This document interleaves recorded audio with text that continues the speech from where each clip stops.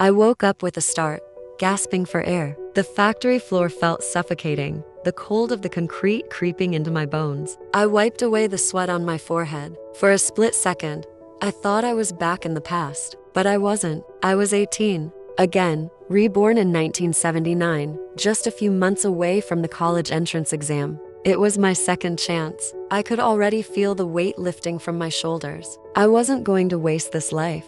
I had spent so many years working for him, Michael Carter, a man who never saw me for who I truly was. All the sacrifices, all the sleepless nights, all for what? For him to chase after Emily Quinn, a woman he could never have. I had given up my own future for him, believing in his promises. The promise that once he got into paying university, we'd finally build a life together. But the truth? It was all a lie. I had been nothing but a stepping stone for Michael's dreams while my own withered away, crushed under the weight of his failures and desires. I thought back to the day I'd walked out of the factory. The manager's angry shout as I tossed my work badge aside echoed in my mind. Natalie, you're crazy. What about Michael's repeat year? But it was the moment I'd finally made a decision for me. I was done. No more being his emotional crutch. No more putting my dreams on hold for a man who didn't appreciate me. No more Michael. As I walked out of the factory and onto the cold streets of the city,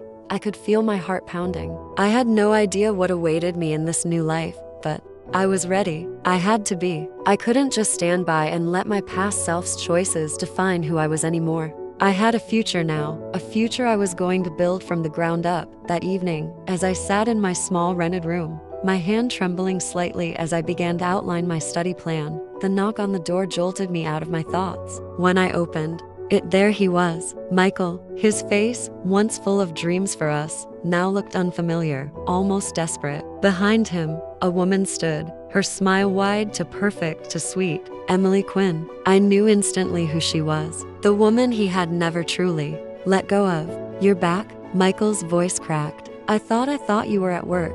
I gave him a cold stare. What are you doing here? He shifted uncomfortably, and Emily stepped forward, her voice sweet as sugar. Hi, sis. She greeted me as if we were family.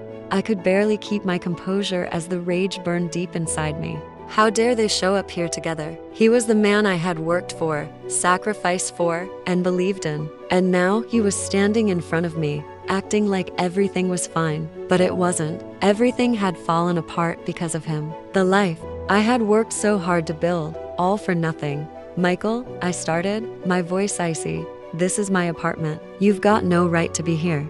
Michael's face flushed, and he tried to explain, but the words were empty. Emily's dorm is too noisy, and I just wanted to help her out for a bit. I felt my heart race as I forced a smile. Help her? You mean sleep with her, right? I wasn't sure where the words came from, but they felt so right as I spoke them. Michael's face went pale, and Emily looked away, pretending to be innocent. But the truth was there, and it burned. I had spent years supporting him, providing for him, believing in him, while he had been planning for this moment all along. He didn't love me. He never had. He had used me, and now he was using her. I reached for the basin of hot water I'd just prepared, and without a second thought, I poured it onto the bedding he had laid out on the floor for Emily. The scalding water splashed across his face, and he jumped back, cursing, his hands flailing in the air. Emily, looking shocked, stepped forward, concern written on her face. Michael, what happened? She asked, her voice dripping with Fox concern. I stood there unflinching. I'm washing away the filth, I said coldly, watching as Michael scrambled to save face, his anger mounting. Emily, the perfect victim, looked at me with wide eyes, her lips trembling. Michael, it's okay. Don't let her get to you. But I didn't care. I wasn't his to control anymore. Get out, I said, my voice hard, unyielding. Both of you. This is my life now, not yours. Michael hesitated, his hand gripping Emily's as if trying to stop her from leaving. No, you don't understand, he said, his voice pleading. I'm still here for you. I always will be. But it was too late. The woman I once was, the one who gave everything to him, was gone. I didn't need his promises anymore. Not when I was finally beginning to see who he truly was. He wasn't the man I had once loved. He was a coward, a user, and now I was ready to fight for my future, with or without him. Don't come back here, Michael, I spat, slamming the door behind me. My heart hammered in my chest, but I felt a spark of something new: strength, determination. I was done letting him control my life. I grabbed my study materials, sat down at the desk, and began to prepare for the college entrance exam. I had a dream, a life ahead of me, and I was going to make it happen. It had been days since Michael came to my apartment, days since I had poured that scalding water over him, and yet he still lingered in my mind. Not because I cared for him, but because I needed closure. I needed to prove to myself that I was strong enough to let go, strong enough to turn the page on this chapter of my life. The days blurred together as I buried myself in my books. My fingers shook as I flipped through pages, desperately trying to absorb everything I could. The college entrance exam was getting closer, and with it, the chance to start over. My head ached from the pressure, but I welcomed it. The stress was nothing compared to the suffocating weight of my past life. And then, one day, the phone rang. It was the same old man who ran the public phone booth near my apartment. He always had some gossip to share, but this time,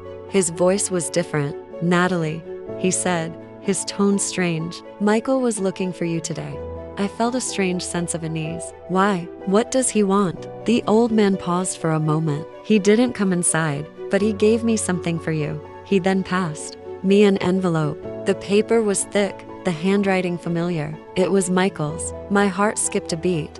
"Why didn't he come in?" I asked, trying to keep my voice steady. "He didn't say much," the old man replied. "Just that he missed you, and he wanted to make things right." I opened the envelope, and inside, I found a small stack of bills. I counted them quickly, twice the amount I had spent on him over the years. His apology. But was it enough? I stared at the money, feeling something inside me crack. Anger, bitterness, disgust. I had given him everything, every ounce of my being, and now he thought this was enough to make amends? I wasn't a fool. I knew exactly what this was.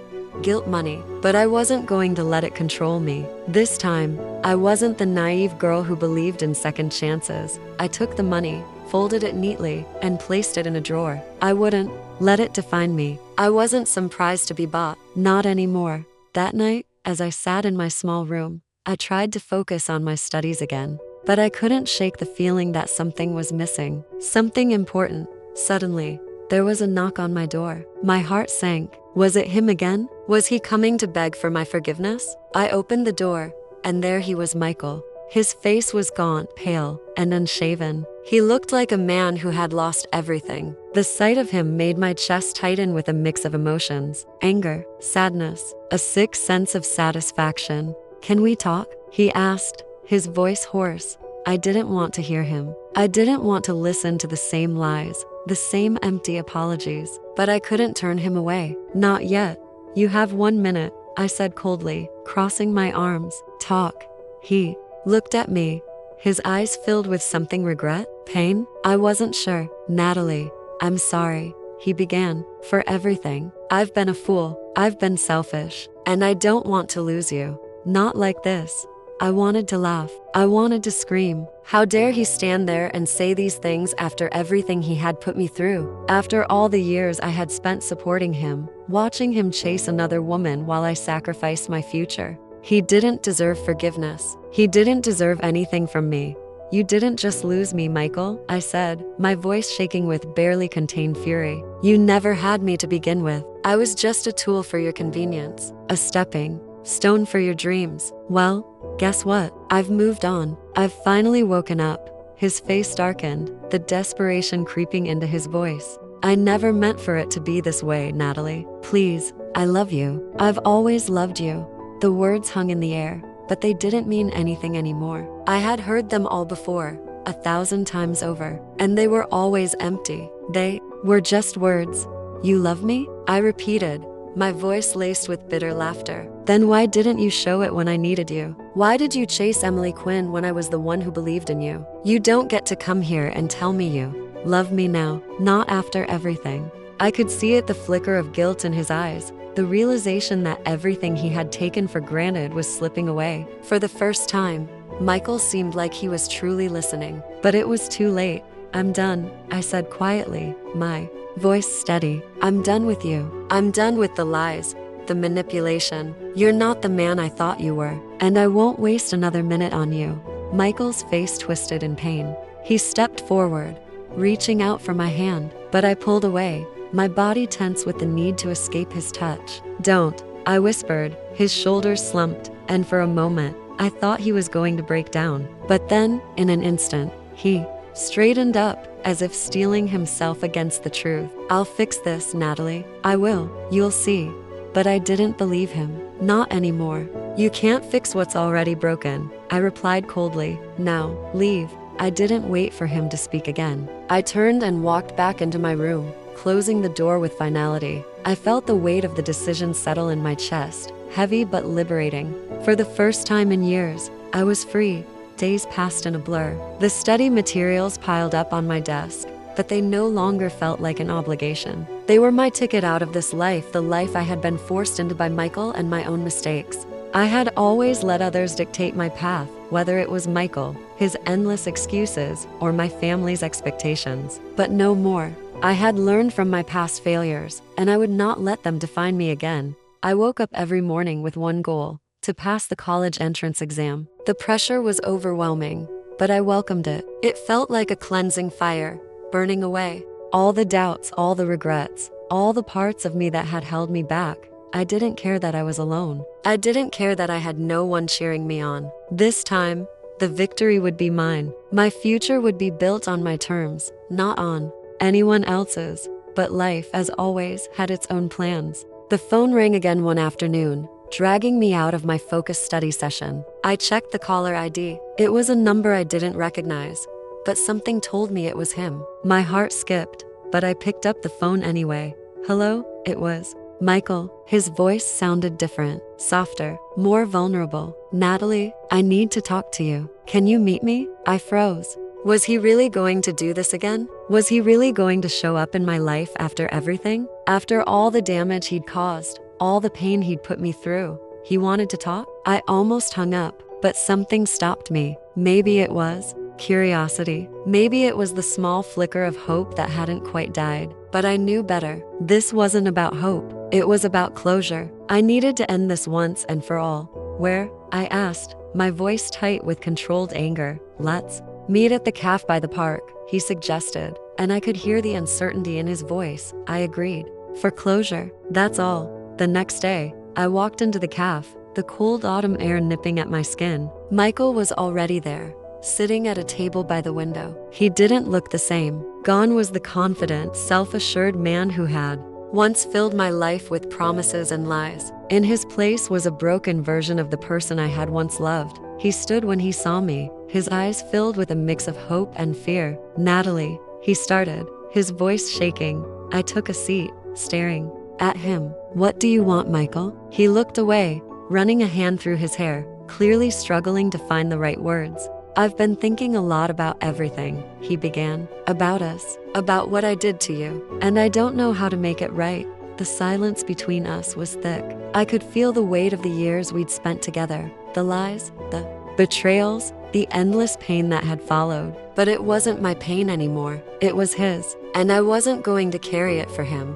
"I don't need you to make it right," I said, my voice firm. "You can't fix what's broken. You've already destroyed everything. And now, I'm rebuilding on my own. I don't need you, Michael. Not now, not ever."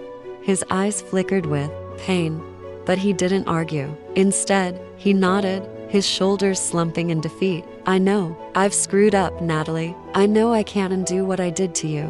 The words felt hollow. He was still the man who had taken everything from me, and now he wanted redemption. But I wasn't his savior. I had learned that the hard way. "You know what, Michael?" I said, my tone softening just slightly. "You had your chance, and you blew it. You don't get to waltz back into my life just because you feel guilty. I'm not your safety net anymore. I'm done with you."